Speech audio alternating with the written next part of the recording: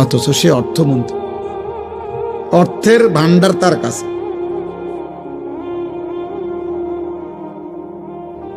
এই জন্য ভাই আমি এই রাত গভীরে ঠান্ডা শীত কুয়াশার মধ্যে লম্বা করতে চাই না।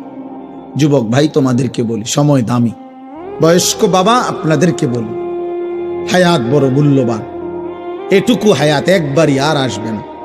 কিছু করলে এই হায়াতে, আল্লাহ কোরআনে বলছেন, ও আনিবু ইলা রাব্বিকুম ওয়া আসলিমু লাহু, আমার বান্দা আমি আল্লাহর দিকে ফিরে আসো, আমার আনুগত্য করো। মিন ক্বাবলি আন ইয়াতিয়াকুমুল আযাবু, আযাব আসার আগে আগে, মানে মৃত্যু আসার আগে আগে। সুম্মা লা তুনসারুন, মৃত্যু এসে গেলে, আজরাইল চলে আসলে আমি কিন্তু বান্দা আর সাহায্য করব না, আর সাহায্য করব। হ্যাঁ, আমি এই জন্য প্রায় বলি এ কথা। 60 বছর পর্যন্ত আপনি বিড়ি খাইতে খাইতে কবরে গেছেন, 60 বছর পর্যন্ত আপনি কিস্তি নিতে নিতে কবরে গেছেন, 60 বছর পর্যন্ত আপনি গালি দিতে দিতে কবরে গেছেন, 60 বছর পর্যন্ত আপনি সাদওয়ানে নর্তকীর নাচ, টেলিভিশনের নাটক, সিনেমা দেখতে দেখতে কবরে গেছেন, 60 বছর পর্যন্ত আপনি হারাম রোজগার রাইখা কবরে গেছেন। এবার আমনের মৃত্যুর পরে আমনের ফুতে 70,000 টাকার ভাত গোস্ত খাবাইয়া আমনেরে বেহেস্ত ফাটাই দিব। বেহেস্ত 70,000 টাকা, হ্যাঁ বেহেস্ত কিতায় 30 কেজি গোস্ত,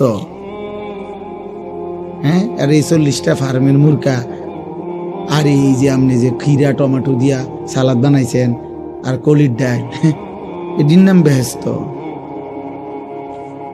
আপনার ফুতের দায়িত্ব দিয়া গেছেন, বোঝেন নাই কথা, আপনার ফুতের দায়িত্ব দিয়ে গেছে। আব্বা আমি তো নিজে পারছি না, তুই আমার ব্যস্ত মিলাই দিস।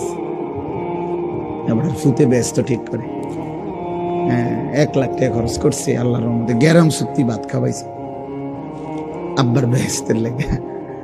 আব্বাই মরার আগের দিনও বিড়ি খেয়েছে, আব্বা মরার পরও কিস্তি চলে, আব্বা মরার পরও লোন চলে, সুদ চলে। পাগলামি করেন আখেরাত, আসরের মাঠ খামখেয়ালি, আফসোসের কে বোকা বেশি খাইল। আল্লাহ বললেন ও আনিবু ইলা রাব্বিকুম, আমার বান্দা আনিবু আই ইরজিউ আই তুবু, সব তাফসিরে আছে। তওবা করো, এখন এখন এখন তওবা করো, মৃত্যু আসার আগে আগে, মৃত্যু আসার আগে আগে। মৃত্যু হয়ে গেল তোমার,